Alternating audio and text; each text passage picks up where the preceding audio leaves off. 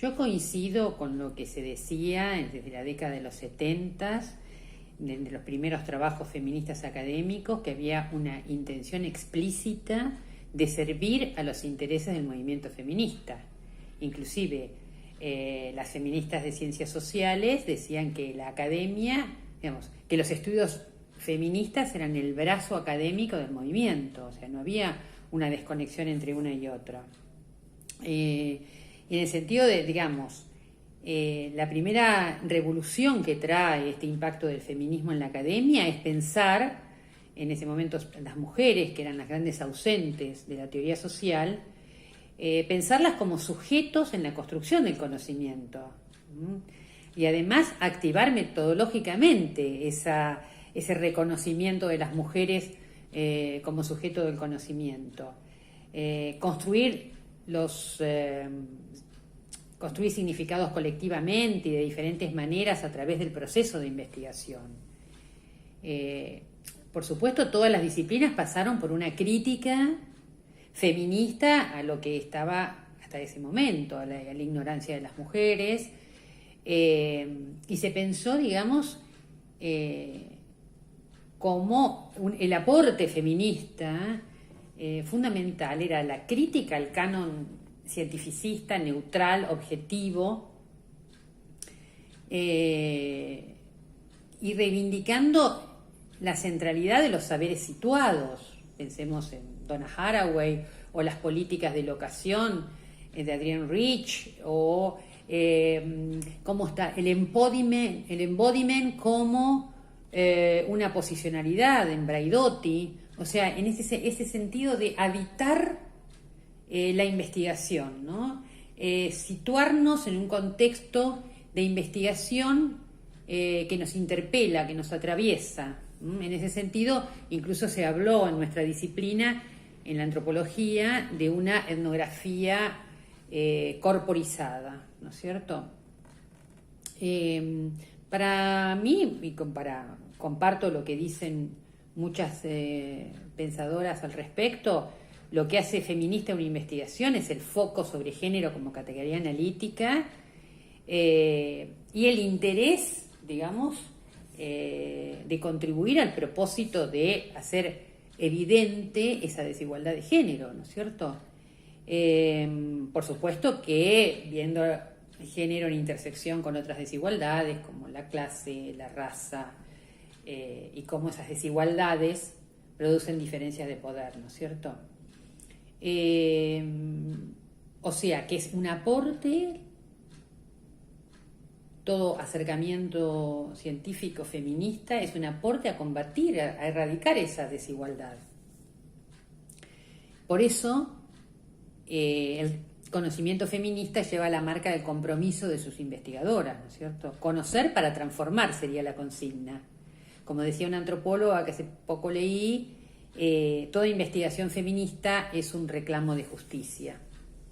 Entonces, hacer etnografía en nuestro caso, o hacer investigación en general, es hacer política, porque nos obliga además a explicitar la parcialidad y la posicionalidad. O sea, tenemos la obligación de hacer saber por qué pensamos que podemos reclamar por lo que reclamamos. O sea, en ese sentido es importantísimo cómo llevamos a cabo una investigación feminista, ¿no? Nuestra habilidad para escuchar y observar de manera cuidadosa, empática, sensible. Por otro lado, la perspectiva feminista es necesariamente parcial, ¿no? Es parcial y además no es neutra, lo cual no implica un sesgo, porque al contrario, un investigador, una investigadora sesgada sería quien presume cosas y evita hacerlas explícitas o incluso no las reconoce como suposiciones. Por otro lado, que critiquemos la supuesta objetividad o el concepto de objetividad en la ciencia no quiere decir que no debamos fundamentar lo que afirmamos, ¿no? Porque podemos caer en ese relativismo un poco absurdo. Y lo que se ha visto en todos estos años es la pelea bastante desventajosa para lograr imponer nuestras ideas feministas en el sentido de cuestionar las disciplinas tal cual estaban hasta ese momento, ¿no es cierto? Es una perspectiva que lo que trata es de incidir en un cambio radical en las disciplinas, ¿no? Por eso ha habido muchas discusiones y eso es importante tenerlo en cuenta, digamos. La teoría feminista es una teoría crítica que siempre está reevaluando sus contenidos, sus propósitos, siempre haciendo una crítica y autocrítica de su actuar, ¿no? Cosa que no sé si se da en otros ámbitos. Entonces, digamos, se ha discutido también si existe una metodología o no feminista y en realidad eso para mí no es lo importante, ¿no? Lo importante es la manera en que nos acercamos con las viejas metodologías, digamos.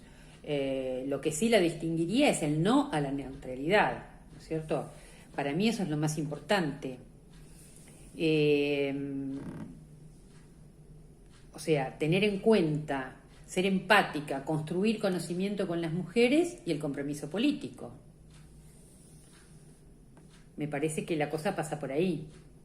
Porque además, digamos, las feministas pensamos que una teoría que no está enraizada en la práctica se vuelve prescriptiva. Entonces, obviamente, una teoría que está enraizada en la práctica no es una perspectiva neutral.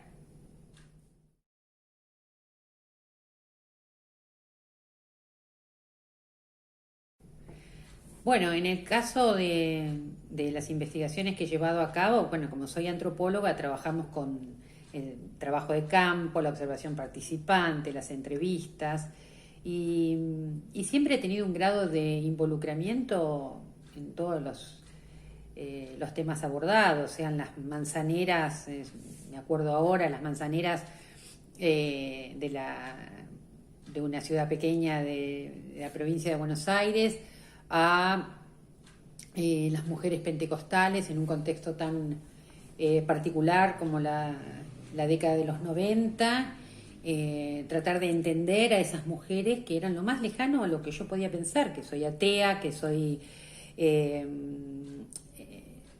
y que sin embargo trataba de comprender con empatía por qué estas mujeres adoptaban el culto pentecostal. En ese contexto tan terrible de pobreza, marginación, vulnerabilidad en el que vivían, qué significaba el pentecostalismo en sus vidas. O, por ejemplo, en el caso de las mujeres que dan su niño en adopción, quedaba absolutamente claro con quién me sentía más afín yo, con las mujeres que daban sus hijos en adopción, no quienes adoptaban. Y eso queda claro cuando se lee.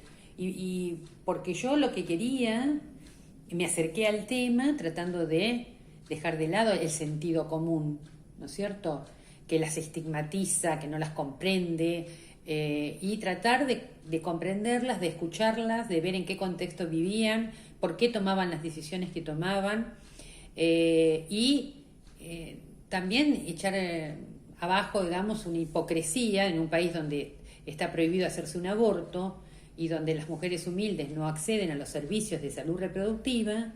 Estigmatizar a quienes da su niño en adopción me parece muy hipócrita.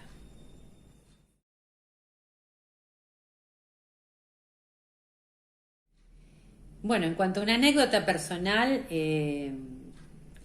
justamente mi querida amiga Débora me hizo recordar que una vez mandé un artículo a una revista española, en realidad iberoamericana, porque se hace en España, sobre justamente dos estilos de pastoras pentecostales. Y en ese momento la revista acostumbraba a hacer alguna pregunta al autor, autora. Y a mí lo que me preguntó, y tengo que leerlo textual, porque si no, no tiene gracia, es: la última frase de su texto dice: esta continua tensión entre feminidad pentecostal y sus roles pastorales deja poco espacio para trabajar en favor de la equidad de género. Termina la cita. lo que me ha hecho vislumbrar, dice la persona que me interroga, una cierta militancia personal en favor de dicha equidad. ¿Cómo conjuga usted un cierto posicionamiento personal con su investigación y el rol como científico social? Bueno, además de científico, ¿no? Entonces, yo le contesto, sobre todo lo que interesa para lo que estamos tratando es, ¿por qué a un científico social que es anticapitalista no se lo invalida para estudiar a la clase obrera, sino todo lo contrario? Pero si una dice que es feminista, le hace esta pregunta: ¿acaso un antropólogo que lucha contra el racismo le preguntan sobre la influencia de sus ideas sobre la investigación?